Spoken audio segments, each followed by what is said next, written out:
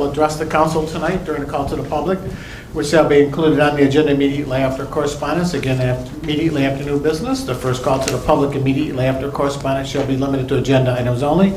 A person shall not address the council in excess of 5 minutes unless the time is extended by a majority vote of the council present. Persons who wish to address the council shall identify themselves and their place of residence and shall state their reasoning for addressing the council. And all comments by the public shall be made directly to the council. Do we have anybody for the second call to the public for the special city council meeting? Not the regular, but the special city council meeting. All right. Seeing none, I'll close. And with that, I'll need a motion to adjourn. Motion. So moved. All those in favor, please signify by saying aye. Aye. Opposed?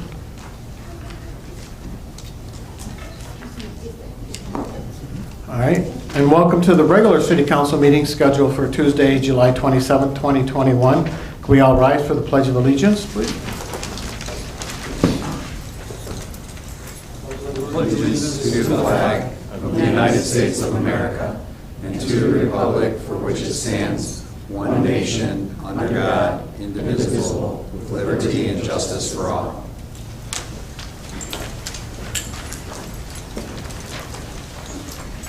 Roll call, please, Madam Clerk. Mayor Beagle, Present. Deputy Mayor Resnick, Present. Councilmember Behrman, Present. Councilmember Gottschall, Here. Councilmember Grenlund Fox, Here. Councilmember Sharp, Present. Councilmember Smiley, Here. quorum present. Thank you. Changes or additions to the agenda as presented tonight. City Manager, Mayor, I do not have any changes nor additions. any from the dais? All right. The first item of business tonight is a presentation. We have a check presentation to Green Goat Gifts. Back on July 8th, Green Goat Gifts, the newest business in the city of Wixom, received a Spirit of Main Street grant sponsored by Genesis Credit Union and Main Street, Oakland County. We have representatives from Genesis Credit Union and Main Street, Oakland County here to present a check to the owners. You guys want to come up to the podium? The little ones are the owners? Majority. All right, go ahead and introduce yourselves. And Oh, sure. Well, I'm Tim Colbeck from Main Street, Oakland County. I'm Teresa Doan. I am with Genesis Credit Union. I'll talk a little bit about the program. You might want to use the microphone if you can get a little closer to the mic. Am I not loud enough? It's just better for the recording, and that helps. So Genesis Credit Union has partnered with Main Street, Oakland County for a number of years. And with this program, we have local businesses submit to Oakland County reasons or applications for receiving the grant. And we get grants from all different communities, all different types of businesses, and then we review those grants to make a decision on which grants do we think are going to make the biggest impact for their community. And Green Goats in Wixom was one of the businesses that we selected. It was a very small group that we selected out of a very large group of applications. So congratulations on coming to Wixom, and good luck with your ribbon cut. I guess want to see? Anything you want to say? Sure.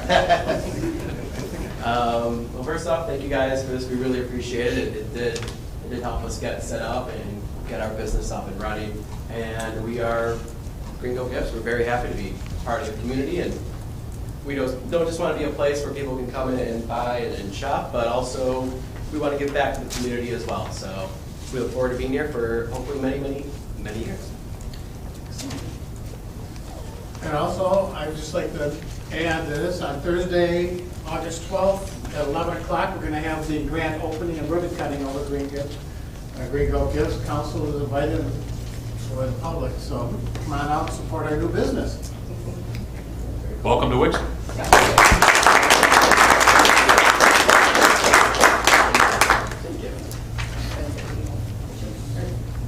You guys get a picture? I get a photo op? That's why we make the big check. Thank you, thank you. Can we get everyone in there? Oh, we're hiding the little. Yes. Can we bring that one? Okay. Congratulations. Okay, thank you. Thank you.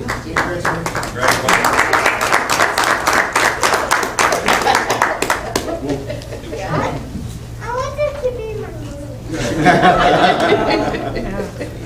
want this to be my movie.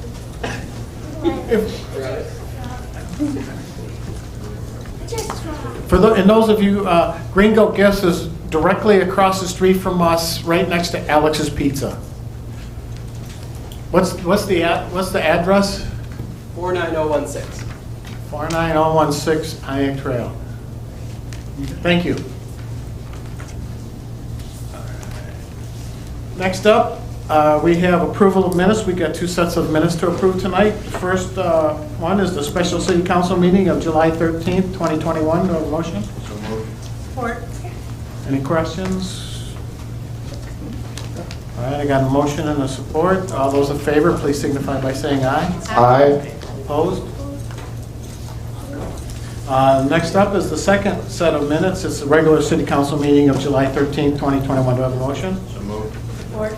Any questions, comments? Seeing none, I got a motion and a second to approve the minutes of the regular city council meeting of July 13th, 2021. All those in favor, please signify by saying aye. Aye. Opposed? None. We have one item of correspondence tonight. It's the notice of hearing for the electric customers of DTE Electric Company, case number U-20876. And then right after that, we got the first call to the public. I read the rules of call to the public earlier. All comments right now will be for agenda items only. Do we have anybody here for the first call to the public who wishes to talk about anything on the agenda only? All right, seeing none, I'll close that. City Manager's Report, the Departmental Monthly Report of June 2021. Any questions? Councilmember Grenlund Fox? I have two questions. First, I saw that Ms. McGee attended the disc golf course layout meeting, and I just wondered how that progress is going.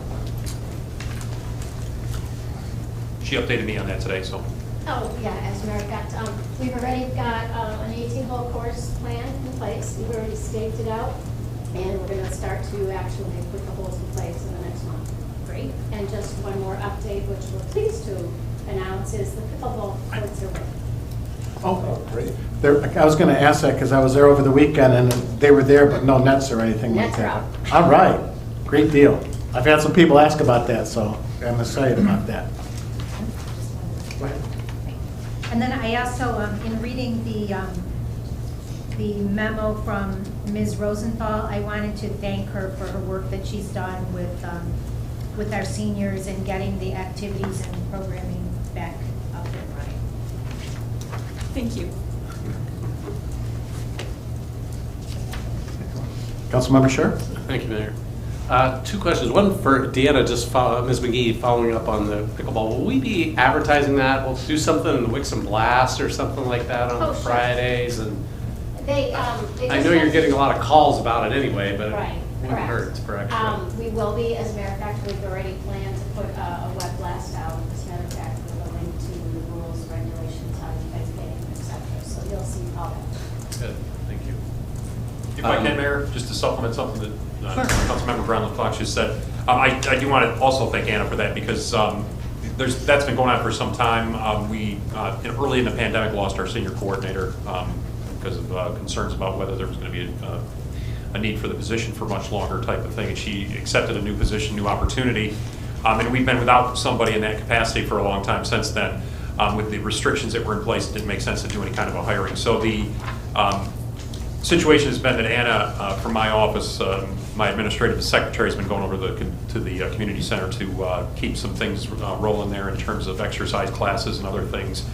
She's doing a lot of work with obtaining tickets for the state fair, We've had a couple of box lunches kind of events here and there. That was all the result of planning between her and Cheryl Lucas in my office as well. And I did want to thank them personally for stepping up and taking up the need there, or meeting the need there, and providing that opportunity to continue to get seniors back out into the center there and get some activities going. So we're working at that, and we'll continue to build on that. But I just wanted to say thank you as well to Anna for that, as well as Cheryl in my office. So thank you for bringing it up. Oh, I thought you were looking at this crown. Thank you. This second one is for DPW Director Sickman. Kind of getting in the weeds here for me, but I noticed that one of the repairs made to the police department fleet was for a catalytic converter on a 2019 Ford Utility. My experience suggests that should have been under warranty unless there was some road damage or something. Did we pay for that, or was it? We still take them in for that, and yes, typically if it's under warranty, we get that. Okay, so that wasn't done in-house. We took it to a dealer for. I'll have to look at whether, we usually don't do catalytic converters. Those are really expensive parts. That's why I'm hoping that Yes. it was covered, because usually emissions controls have a much longer warranty period that would cover from 2019. Yeah, on, typically with those, we bring them right back to the dealership. Okay, and I wanted you to know I read every line. There you go. We appreciate that. Thank you. Thank you. Any other questions? Councilmember Goncho? Thank you. On the overtime list, something that hit me, and I wasn't sure if it was something that was just a holdover. I think in the previous year, it said we had snow removal overtime hours for the previous cycle, but not in this year. So I just wasn't sure if we were like juicing the old numbers to make it look like we really cut down, or if it was just like an oversight. No, well, we have if you're talking about the monthly from June through, that was a carryover from the totals, and I think I have a misprint on that third. Okay. Yeah, if that's what you're referring to. Yeah. Yes. It was just like, I don't know when we got snow in June at any years. I don't believe we ever have, and that was yes, that was the totals instead of the. Okay. Yeah. All right, thank you. Thank you. Any questions? All right, seeing no other questions, I'll move on to the consent agenda. We have no items under the consent agenda, so we'll move on to unfinished business. We have one item under unfinished business, and that's a recommendation to adopt a resolution to place a charter amendment on the November 2nd, 2021 general election ballot to amend Chapter 12 relative to the city manager's purchasing and contract powers by increasing the $3,000 limitation to $10,000. Do I have a motion? So moved. Support. City manager? Yeah, so in the report, we've referenced a lot of information here, and Drew Benson did a great deal of work on this to make this a reality, so kudos to him and a thank you to him. There's mention in there about changing the current limit from 3,000 potentially to 10,000. That's in line with discussion that was had with mayor and council at the prior meeting. It also matches pretty well with what you see in the table that's provided here as well, which is a survey of local communities and what those levels of limitation are, where the city administration would have to go to city legislative bodies for approval of purchases or things of that nature. So you look at that table and you look at your own discussion from previously, we felt that $10,000 was an appropriate limit for that, and that's what we put in front of you as a recommendation. There's clarifications in there that a 3/5 vote of the council is going to be necessary to pass this if it were to be placed on the ballot. And then it goes on at the end to talk about if it is approved by council, what happens next. And it is a pretty aggressive timeline that's in front of us for getting this on the ballot. So there is that issue that we'll have to deal with and see how it works out, because we have had an experience where we were able to get something done in a similar period of time, but this will be the second time that we've gone back to that well in a recent experience. And I don't know if we'll have the favors to call in this time or not, but it is going to be a tight time frame for us. But the overall intent is something that certainly the administration agrees with the raising of that limitation. We've done math on if you look at it since the last time it was addressed, it's time for that to take place. And an increase to that $10,000 level would be something that would make sense, I think, and would be in a spot that would be more commensurate with what costs are today compared to what they were when we first had that $3,000 limit. I did try to get creative on that in terms of trying to incorporate an inflationary clause in there so that maybe we wouldn't have to touch it again. That was maybe too creative. We thought that might create some additional slowdowns in the review process that we could ill afford. So we decided discretion was the better part of valor, and we went with a flat $10,000 in this particular case. So maybe next time we can take a look at something like that. But too many questions right now, so we proceeded with a flat figure of $10,000 for a recommendation. Madam Clerk, what have you heard? What's the time frame right now? If we turn this in, are we looking? Do we know? Is it 5 weeks, 6 weeks, 10 weeks? It has to be to Oakland County by August 10th at 4 o'clock. Okay, so we can meet that, but then how long will it take at the state level? Do we know? It has no. to be, yeah, go ahead, sorry. It has to be approved Approved and come back? before then. Okay, And it has to be to Oakland County to be ready to be printed on the ballots by August 10th. Okay. So all the approval has to already be done by then. all right. Councilmember Gotcha. Thank you.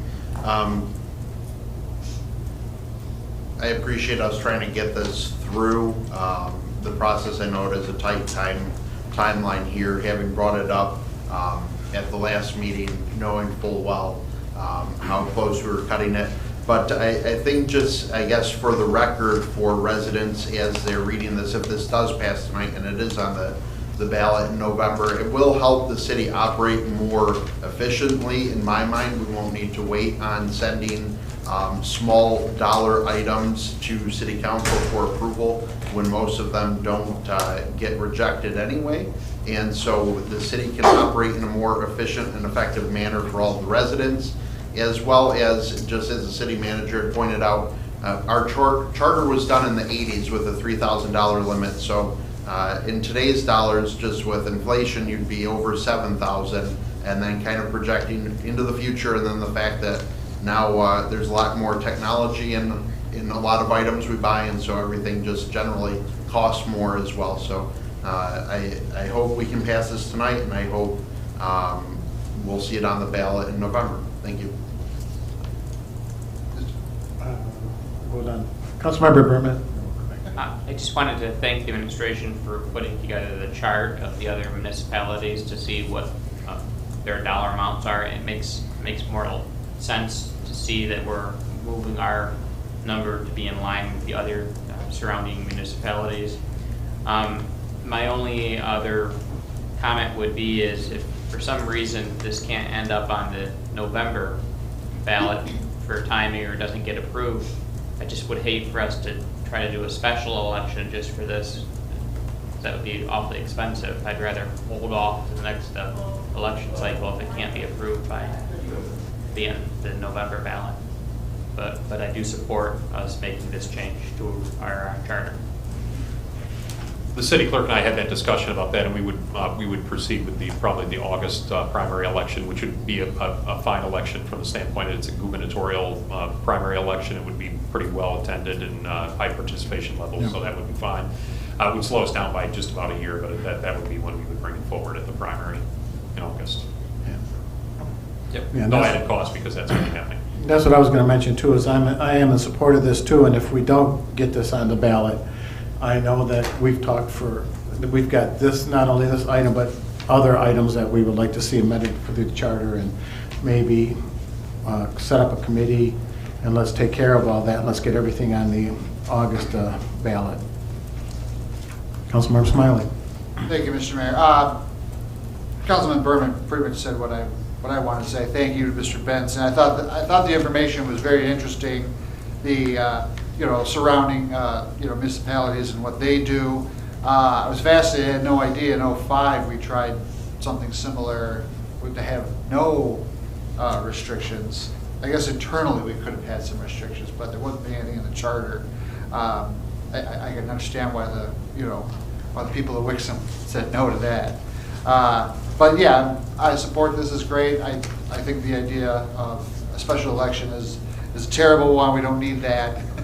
You know, this is a convenience for us really here internally, and it makes things a little smoother. So, you know, there's no reason for us to, you know, rush this, and I don't want anybody to feel pressured, because, you know, we'll get this done, and maybe some more stuff.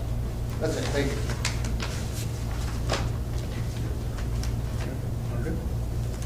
All right. I've got a motion and a second to support the recommendation to adopt the ballot resolution to place the charter amendment on the November 2, 2021 general election ballot, and to amend Chapter 12 relative to the city manager's purchasing and contracting powers by increasing the $3,000 limitation to $10,000. All those in favor, please signify by saying aye. Aye. Opposed? Motion carries. Thank you. Thank you, City Manager Benson, for your work on that, too.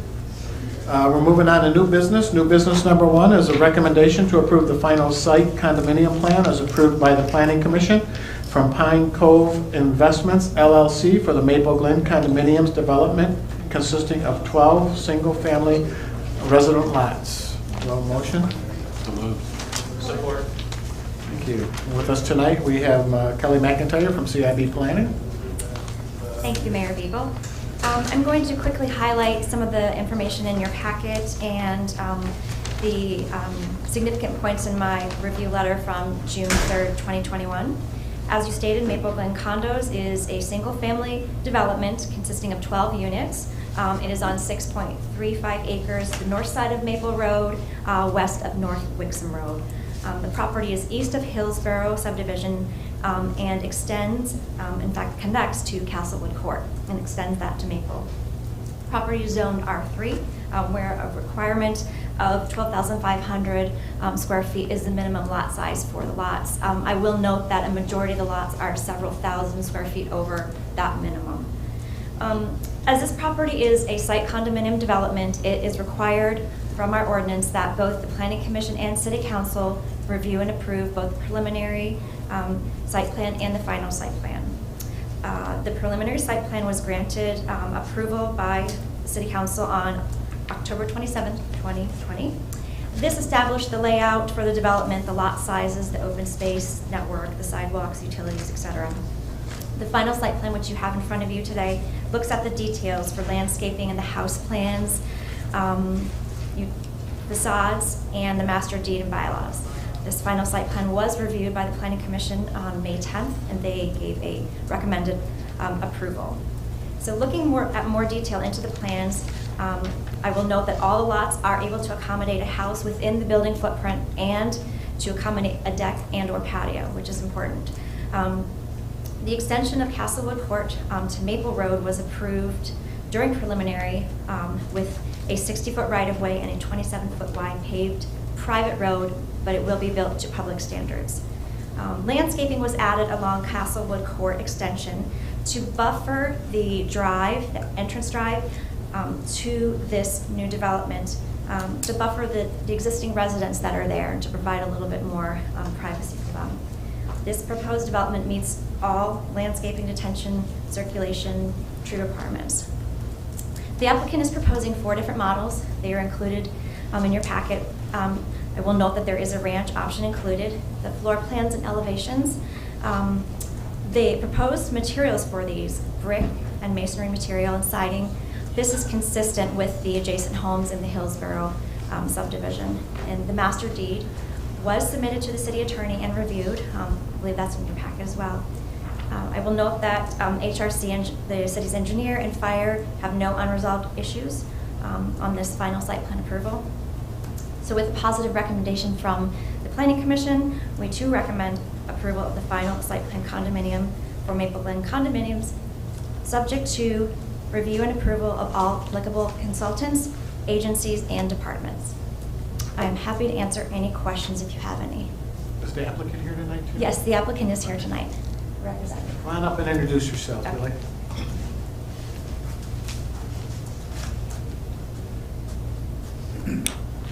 Good evening. I'm Mike Knowles with the Umlor Group, representing Pine Cove Builders tonight.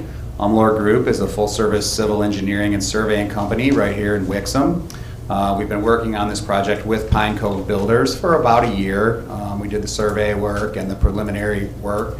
We were before you, as Ms. McIntyre mentioned, late fall, early winter of last year. We appreciate your support then. One of the nice things about this job, which we don't always see, is that it is straight zoning. It has the minimum lot sizes required by zoning, the lot widths required by zoning. There was no push for additional density here. We appreciate Mr. Sigma helping us with the stormwater discharge easement across the Wixom Cemetery. There was a reimbursement negotiated for the plots that would be lost, unoccupied plots, excuse me. It's not poltergeist, unoccupied plots for future revenues. So that was wonderful that Mr. Sigma helped us through that. We have our Part 41 sanitary permit from Eagle. We got the Oakland County Water Resources approval for the stormwater discharge. The soil erosion control permit has been approved, ready for pickup. So the builder, Mr. Hatham Obeid with Pine Cove Builders, is excited to do another project in Wixom, and we think this will be a nice one. So thank you for your prior support, and we hope you continue to support us tonight. And we also have Mr. Darga here from HRC if we got any questions. I just have one question. I fully support this. It looks very nice, but I brought it up. How can we continue to call it Castlewood Court when it's not a court? That is a great question. I'm not sure as far as changing the name, what we need to do. Maybe Castlewood Drive, but it is an extension of the court. And that's a great question. I'll have to talk to the department and probably the Postal Service as far as changing a name. Yeah, that should look into that. Deputy Mayor Resnick. One of the issues that have come up before with some of the site condos has been the street lighting and the intensity and the color of the street lighting LEDs that are going in. And the most recent one was the Stonegate, where it's such a bright, clean white and not the the warm white lighting. And it actually was deemed a nuisance by the adjoining subdivision, so I just want to make sure that we took a good look at that. Couldn't see it from the site plan, but hopefully, how many street lights will there be total? Do we know? Yeah, there are no street lights. No street lights. Right. Okay. All right. That answers it. Thank you.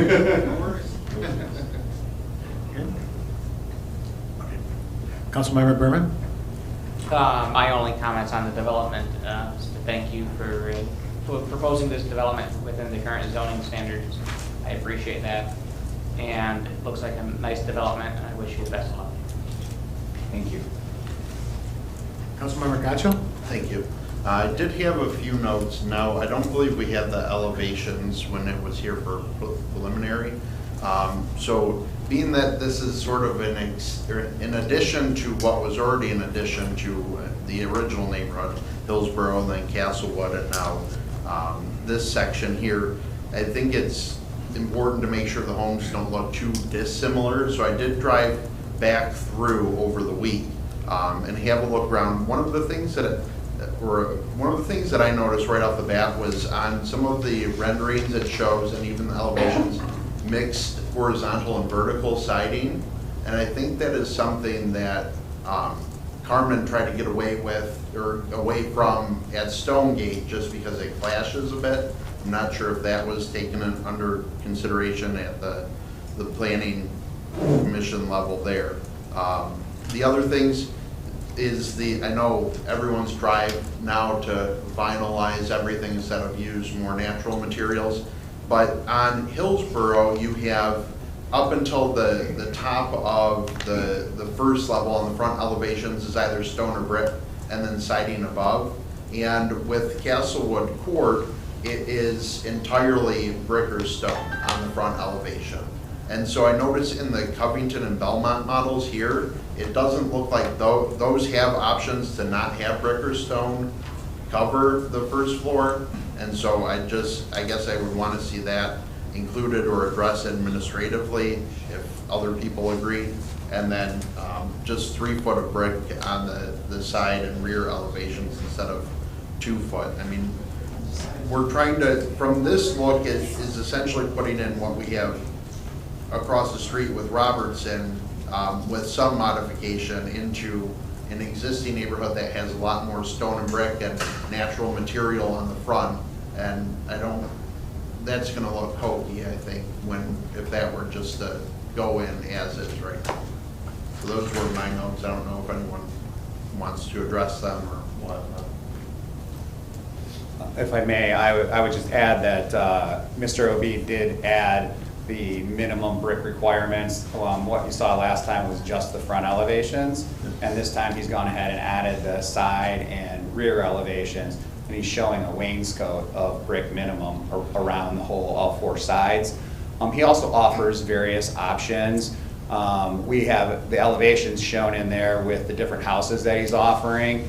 He has a number of different elevations with varying levels of brick and stone. And I know he's a very conscientious builder. I've worked with him in several different municipalities where he tries to bring everything up to the neighborhood standards. And so I know he has some other elevations that he could offer with those same homes. So it's certainly something that could be considered. Okay. I mean, I know I speak for only myself, but how would that be addressed if other people on council agreed in terms of approving this with some adjustments? Well, I'd probably advocate that maybe we'd pull it from the agenda and bring it back to have a discussion about that, unless Kelly wants to argue with me, because there might be some details to figure out there. Do you have any take on that? My suggestion is that, and sometimes we do this with planning commission, is that you allow the applicant to submit the elevations with the mixed material, and that you allow the planning staff to do an administrative approval, knowing what your direction is. And if it doesn't meet your direction, then that would be something I would suggest we bring back to you. And I'm fine with that. I believe that's what we ended up doing with Stonegate as well, and potentially, I think with what Sauvé is doing, and I don't even know what the final name of that road was because it got changed a few times. So those were my notes. I'm not sure if anybody else had any, but I think going with just 2 foot of brick on the sides and exterior is a little light for the neighborhood, and then the same with the front elevations, just trying to make it not look too dissimilar. Thank you. So would we add some language to it then, subject to revisions and approval through administrative processes and on elevation changes? Is that what we'd be looking for? Yes. Councilmember Sherman. Thank you, Mr. Mayor. Regarding that, Councilmember Gottschall's comments, item 3 in the minutes from the Planning Commission says one of the conditions of approving the site plan was that item 2, that more detail on the proposed building materials must be provided for Planning Commission review, which sounds like that would address the question at hand, but I'm not sure when that would happen. If we give them approval, can't they just start building, or do they have to get approval through the Planning Commission administratively? Is that what you're suggesting, Ms. McIntyre, that they would bring those? But it doesn't, administratively, isn't Planning Commission review. Those are 2 different things. Right.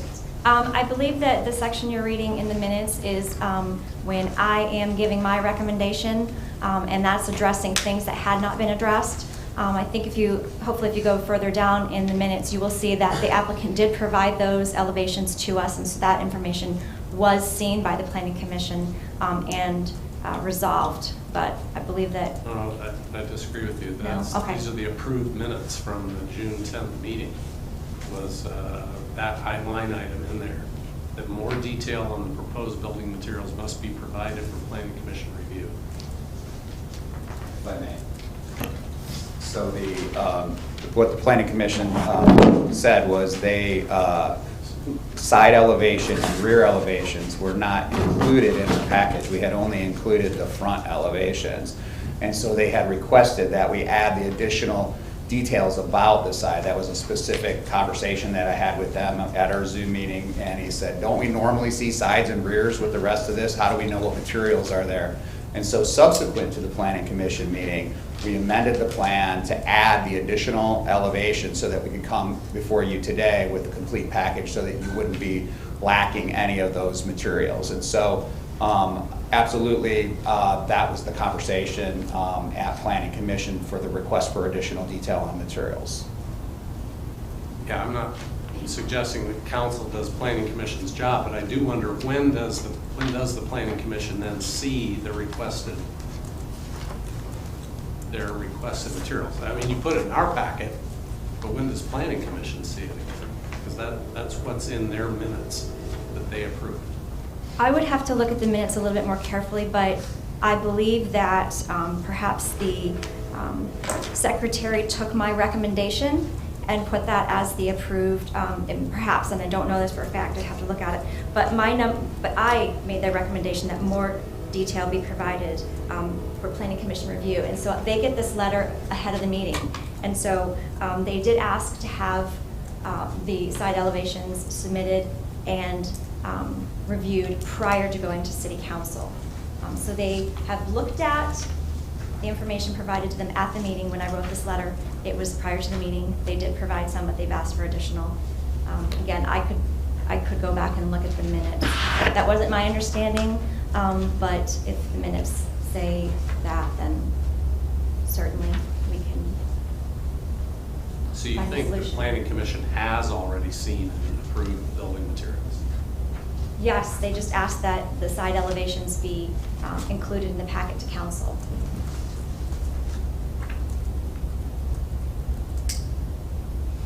Okay, I don't know what else to say about that, because that's not in our packet here. So. Do they have a July meeting? No, I mean, not that addressed. I agree with Councilmember Gottschall's suggestions, just to have it be consistent and cohesive with the surrounding development. And then my other question was, or my question is, what is the cost, the average cost of these condominiums? So as I mentioned, we've been working on this for over a year, and costs have kind of changed on builders crazily over the last 12 months. So without Mr. Obie here, I can only tell you what some of our prior conversations were on this topic. And we were talking between 400 and 450 was the sort of the target range for these homes, hoping to be able to sell options and option, some of the more masonry elevations and some of the interior finishes to option these homes up. But there's not too many builders in town that can offer a home for much less than that and still make a buck. So I would think, if anything, it's probably ratcheted up maybe $25,000 over the last 6 to 8 months. But those were the conversations that I had with Mr. Obie earlier on, that they were going to be kind of in the low to mid 400s. For the starting Yes, ma'am. cost? Yes, ma'am. Thank you. Councilmember Berman? The only thing I'll add is, I think these elevations match better with the Hillsborough subdivision than they do match with Castlewood. I think Castlewood is an odd street. Like, the homes there just don't really match anything else in our city. And I think these plans, at least the pictures attached here, that to me look similar to Hillsborough, just different color schemes. And I'd be fine moving forward as presented. If I may, through the chair, just make a comment on Councilmember Sharp's comment earlier. I see the difficulties having with number 2, but I think there might be an error with the way that was written in the minutes, because the motion does say that Planning Commission recommends approval to City Council, which is the end of it from the Planning Commission's perspective, right? And that's what the motion says. But then in the listings of the conditions, it said something which is contradictory, that says further review by the Planning Commission. So we'll check into the minutes and see if we can track that down and see if that's an error in the minutes, or something is in. There's obviously something inconsistent there. So we'll check into it and see what the problem is. But it did, the motion that the Planning Commission approved said recommend approval, which now if we want to add some stipulations, as Councilmember Gotchel brought up, that would be something we would do administratively, as Kelly McIntyre suggested, potentially. But that's subject to what council decides ultimately. But I do think it was approved to be sent to the council as was, so. Yeah, I'm not suggesting I want to hold this up on the technicality like that. I just want to be sure Planning Commission's getting what they asked for. Right. Councilmember Gotchel? I guess I'll, just to formalize it, I guess, offer an amendment that planning staff review and approve administratively updates to the elevations and renderings so that these new houses more closely match the adjoining neighborhood. That's support. Point of clarification, what neighborhood?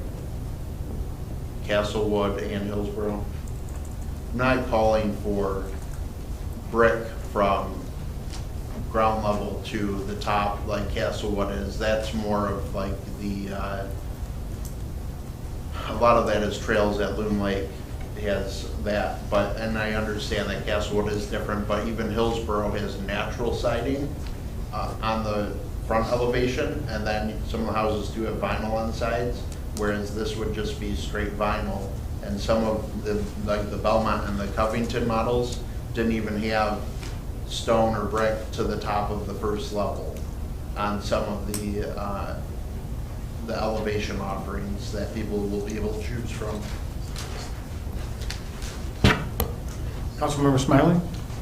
I just want to make sure we're clear. So we want to send this back to planning. No, I'm sorry, what? It's just approving it as it's presented us now with the updates to be handled administratively. So anything that would help it more closely match what is already there in the existing neighborhoods. So for example, making sure that, and the representative today said they have other elevation styles to make sure that there could be brick or stone to the top of the first level. We're not going to have brick or stone for 5 feet and then vinyl the rest of the way up. And I'm not sure if Carmen wanted to address the horizontal and vertical clashing siding and whatnot. So we're approving that they can start, but those changes will get handled administratively before actual building materials go off. Oh, I can go.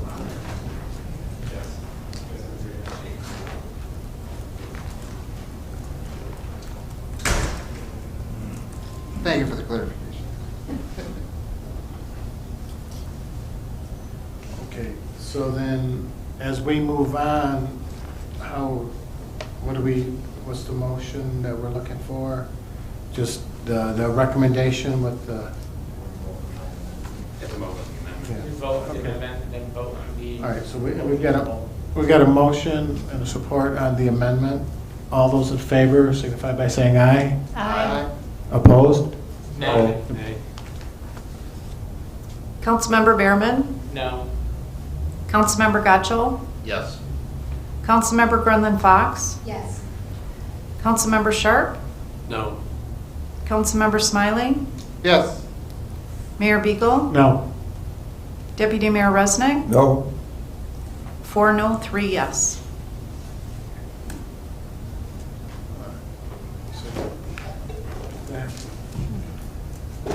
I have a motion and a second then to approve the recommendation to approve the final site condominium plan as approved by the Planning Commission from Pine Cove Investments LLC for the Maple Glen condominiums development consisting of 12 single-family resident lots. All those in favor, please signify by saying aye. Aye. Opposed? No. Councilmember Gotchel? No. Councilmember Grunland Fox? Yes. Councilmember Sharp? Aye. Councilmember Smiley? Yes. Mayor Beagle? Yes. Deputy Mayor Resnick? Aye. Councilmember Behrman? Yes. 6 yes, 1 no. Thank you very much. We appreciate your support tonight and for the motion that failed in the minority. This is a really good builder. We're still going to have additional elevations that we'll offer. I think you'll like what he does here. We appreciate your support to allow us to move forward. Thank you. Thank you. New business number 2 is a recommendation to authorize video recording and/or Zoom meeting hosting of all regular scheduled city council meetings and other meetings on as ad-needed basis by Merge Live of Walled Lake, Michigan, at a cost of $250 to $265 per meeting for a total cost not to exceed $7,800 for fiscal year 2021-2022. Do I have a motion? So moved. Support. City manager? So this is a request to proceed with our existing vendor for videotaping the city council meetings as well as live streaming them on YouTube. So the prior cost had been $200, and that $200 will continue through October, but then he's looking for an increase to $265 at that point in time. So that's the reason for the language $200 to $265. The total cost of $7,800 includes quite a bit of extra costs over top of the 24 meetings at the 2 different price levels to allow us for recording of additional meetings and/or potentially special project-oriented activities. So it provides just a little bit of added funding on top of the fixed costs of the $200 to $265 for the actual videotaping of council meetings to afford us some flexibility for future use of Merge Live if it becomes necessary for additional council meetings or some form of a special project. So the recommendation it reflects that $7,800 limit. We did spend $4,800 in fiscal year 2021 for those services from Merge Live in the past, which was pretty consistent with prior practice in spite of the pandemic because we were still paying the $200 for the activities of Zoom and everything else that were in play at that time period. So we heartily recommend proceeding with Merge Live on this. Ken Milburn and his staff have been great to work with. Rob Wittes is with us this evening. Had a great experience with them and would like to continue the relationship. I also feel that the $200 to $265 increase is a reasonable cost still, notwithstanding the change in cost that's been proposed. Deputy Mayor Resnick. Thank you, Mayor. One of the questions I had was, I know Merge Live actually manages our YouTube site, correct? Right. Do we get stats per meeting? Do 2 people look at it or do 2? Yeah, we can provide a report on that. We put that in the next city manager update. Yeah, Sure. I'm curious how many Yeah. actually look at it versus. Yeah, we've teased about the numbers in the past, so let's see if they've improved. Yeah, we can take a look at that for sure. Just to, I'll say anecdotally, we were talking about and looking at them earlier. Since this has started to be done in 2018, it ranges, from a high of, I think the highest we saw was 200-300. An average number probably in the 20 to 30 range. Okay. It seems to be trending a little bit up, over the course of time, shorter time frames, but you're still getting that average-ish number. So, okay. But yeah, I think it's good service, and I really appreciate what Rob and Ken have been able to do even through COVID when we were doing Zooms and managing that. So I'm supportive of it. Thank you. Councilmember Smiley. Thank you. I just wanted to echo your sentiment that, Merge Live has done a great job for us. And, the cost has always seemed, real reasonable. The additional, functions or events that, we might use, we haven't, you made it sound like we've used some of that in the last year during the pandemic. I was kind of under the impression that, there wasn't anything else besides, our meetings. If I made that unclear, I apologize. We had the same sort of an option for those kind of additional services. We haven't used it in the past period of time. So. Well, we used, it doesn't go back too far, but things like the State of the City event, we used to have, right. A camera. That would be the kind of thing that would be involved. Right, those things may come back, so. Tree lighting. Tree lighting is a good example. Right. So those things, will be necessary, God willing, that we'll have some of those things, in the next fiscal year. It's just over $1,800 extra over the cost of the basic 24 meetings, so it's not a lot of funding, and that would allow us to just pick up a few extra events if we wanted to. Right. No, I guess what I'm saying, what I'm trying so awkwardly to say is I hope we do pick up those events and do this. Okay. Thank you. Okay.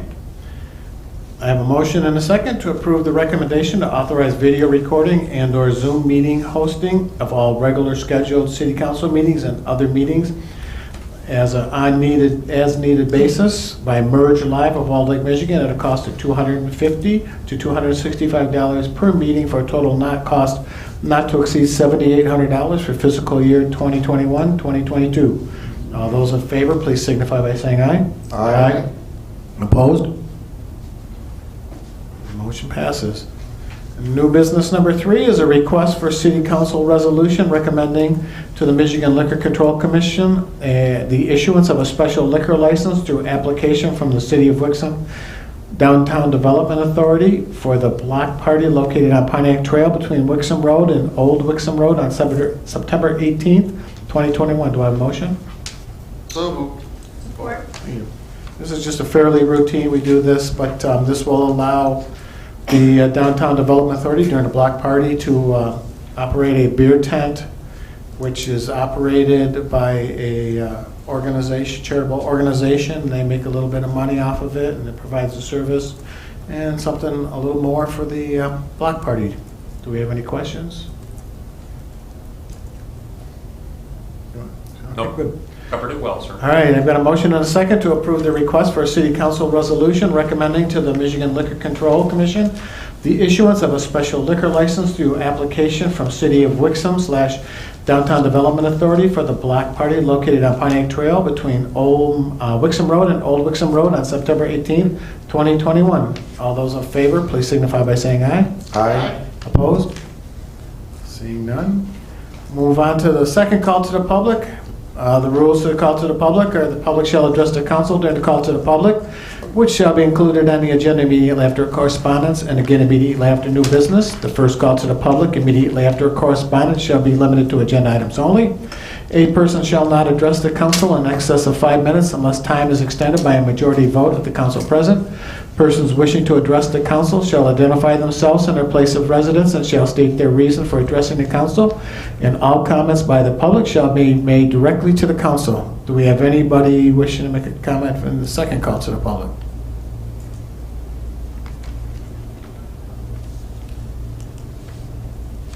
Nobody for the second call to the public? All right, seeing none, I'll close and we'll move to city manager's comments. Thank you, Your Honor. The city manager update covered a few things. Work anniversaries there. We have service ranging from 24 years from Brian Kalis in the fire department to Crystal Palco at 8 years. Congratulations to everybody that's celebrating a work anniversary. The city manager's office had some updates on some follow-up information on the body camera question. We talked about legal discovery and whether we can recover those costs and those sort of things because we were familiar with the FOIA process and how we could recover costs there. Our research indicated that that is an option. Typically, it comes from the defense teams involved in cases that goes through the prosecuting attorney's office, then makes the request for that kind of discovery and those kind of costs that would go along with that, including employee time, would be billable as part of our recovery costs for those services. So that was answered. The other thing that I wanted to make mention of, we had a report that was expected, and we didn't have it in time for the initial package, but you should have received it in the interim period on the PASER reports and different scenarios that could come into play when we make different levels of investment into our road system, and predictably, as more money was invested, the graph reflected that our PASER ratings would correspondingly improve over time once those additional investments were made. We have some additional information on that as well that we can share in terms of millages that would be required to support that kind of thing. That was one of the things that was discussed during the charter amendment discussion at the prior meeting, potentially other charter amendments or other millage questions that could be brought up potentially in the future. So we do have information on that we can add to that PASER report and provide it to council so you can have an idea of that just to supplement that information. And we will issue a revised version of it, but we did provide the initial version without that millage information, but we'll put a new version out to provide that additional information to you as well. Another follow-up, well, no, that's actually it on the follow-up side of things. The thing that I wanted to make mention of after that was we had a nice memo from our fire department about Camp 911, which has started this week. Jeff Roberts is working very hard on that along with other members of the fire department. I believe it's 21 kids that are involved, I think, for the Camp 911. And then we also had a nice turnout on a hazardous waste day that was held on July 17th. Rosoc, our service provider there, handled about 564 vehicles. And we had a lot of nice comments from people that were very pleased with that service, and we had a copy of one of those that we provided to council along with my report. Then the last thing that I wanted to talk about relates to DPW Director Tim Sikma. He doesn't know about this. And I can tell by the look on his face that he's done a pretty good job on not letting this go out. But he's a longtime member of the Michigan Water Environment Association, the MWEA. There was a conference that they have annually that was held in June. And on June 29th, they had a leadership celebration dinner event. And they issued a President's Award that was provided to our Tim Sikma. He was the recipient of that President's Award, and I wanted to say congratulations to Tim. We have a video that was provided to us. We have a video that was provided to us from the organization at our request that we can share with council if you're interested in watching it. I encourage you to watch it with Tim and see how much he blushes, because there was a lot of praise of Tim Sikma and his contributions to the industry. His contributions to the president, which was Michelle LaRose that gave out the award. She indicated that Tim was somebody that mentored her and developed her and helped her become involved in the industry in the way that she was. Complimented him in so many different ways that it lasts from like 5:26 mark to the 9-minute 30-second mark. And she was very generous with praise for Tim, which we all know is well deserved. Talks about the service that he provides on committees, training of instructors, co-authoring of training courses, et cetera, just a litany of things that Tim has done to better his industry and to better that association. So again, congratulations to Tim Sikma for winning that President's Award, well deserved, and congratulations to Michelle Rose for having good judgment about who to give that award to. So, again, just congratulations to Tim. We thought that was special and we wanted to share that today. And that's all I have. Thank you, sir. Sorry. I don't recall receiving the Pacer report myself. Okay. It would have been sent under a separate email, I believe. Came from Tim, I believe, didn't it? Tim sent it when I was Yeah, I got it. I don't think I out of the office. We'll make sure we get a copy. I have it now, but thank you. Assistant City Manager Benson, do you have anything you want to add tonight? I do, just one short thing. I just wanted to talk about, last week I had the opportunity to attend the Michigan Municipal Executives Summer Workshop, Wednesday, Thursday, Friday. Great opportunity to talk about, a variety of things, including what I thought was most useful was Auburn Hills took us around and showed us how they were able to build a downtown literally from nothing over the course of 20 to 30 years. They used a lot of very creative financing strategies through different, TIFA districts and DDA districts. I happen to have a relationship with some of those folks, previous things, and I learned a lot. So I'm looking forward to bringing back some of those things to our own use and the projects and things we're looking to get done. So a great learning opportunity. I just wanted to share a little bit about that. Good, thank you. It was local, which was a unique opportunity, so we didn't have to pay for a hotel. Yeah. You can't pass up when it's down the street, right? No. Poor Steve couldn't make it. Yeah, he took good notes. Good deal. All right, we'll move on to council comments. Councilmember Smiley. Just one little thing. According to Facebook, it was Steve Brown's birthday on Friday. So There is just truth wanted to there. say happy birthday. Yeah, thank you. I appreciate it. Make sure everyone knew. Is the mayor going to sing? Not suggesting any singing. I do have something in the leftover cheesecake. I don't know if I have enough for the whole audience or anything, but we do have some of that.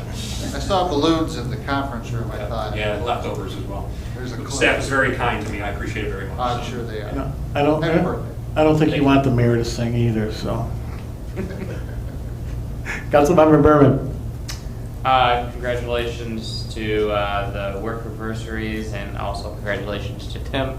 And it's exciting to see those concrete walls going up at the Ford property so quickly. That smaller of the large buildings doesn't look as big as I envisioned. But then again, that's only what, a quarter of the size of the one that's going to go next to it. That's the smaller cousin, yeah. It's exciting to see it going up so quick, so. But that's all I have, thank you. Very good. Councilmember Gotcho? Thank you. Just looking over this now, Tim, the PACER study, the final chart where it gives the different dollar amounts, is that in addition to what we're already spending or total budget for a year? You know? You can get back to me if you'd like. Yes. Those are total budgets. Okay, So so as not they in increment- addition to what we are already spending. Okay, thank you. That's all I had, thanks. All right. The first one is the kind of the current proposed, what we're planning to spend, is that correct? That's correct. Right, and then it grows from there if you add additional monies. And if we didn't do any road improvements, that's the bottom, that's the red line going down. Okay, so, all right, I guess those were different things. Okay, thank you. Councilmember Carolyn Fox. Just congratulations to Mr. Sigma again for the President's Award. And congratulations to all those employees celebrating work anniversaries. And then also thank you for the PACER information, and I look forward to some financial data from our finance team. That's it. Thank you. Councilmember Sharp. Nothing to add this week, Mr. Mayor, thank you. Deputy Mayor Resnick. Thank you, Mr. Mayor. Just wanted to comment how nice Light the Night was, or not Light the Night. Hot Blues and Barbecue. The band was great, the food was great. Deanna, Tim, and Public Safety Director Moore, great job. Again, it went off without a hitch, and thanks for ordering the great weather too. It worked out good. Wixom Assembly Park, it is exciting to drive northbound on Wixom Road and see something erected now in the place of what was just dust and dirt for so long. And PACER study, again, thank you so much for that, and I still think we can do a good job by looking at the sunset of the current millage and then appropriately propose a millage level to address these needs and have the time to do a good public education on what it all means for our community as well. So thank you so much. That's it. And I'd like to congratulate Tim on winning his President Award, and I'd like to congratulate and thank all our work anniversaries for your years of service to the city. Unfortunately, this will be the first Camp 911 that I missed this year, but I'll be out of town this week moving my daughter, so I won't be able to attend, so I'm kind of bummed about that because it's always a nice little luncheon that they put together and see the kids get their awards and have the parents there. And, the Hazardous Waste Day was good. I was one of the 564 cars, and it was moved quite well, quite smoothly. I was in and out in about 5 minutes, and so that was good. The Hot Blues and Barbecue was a great night. We had a great crowd, thanks to Tim and his group, and Ron and all the support that we got from the neighboring communities too with their police presence. And some people commented about how they felt safe, not that we were in a bad neighborhood or anything, but they, with all the police presence, they appreciated that. And then can't thank Deanna and her staff enough for not only the Hot Blues and Barbecue, but all the concerts. They've done a great job with the family fun nights, and they're well attended. The residents, and I mean, we're getting people from all over coming out here, and they're enjoying our city, and that's pretty cool to have. And with that, do I have a motion to adjourn? So moved. Support. All those in favor, please signify by saying aye. Aye. Opposed? Thanks, everybody. Have a good night. Have a good weekend. You shoot.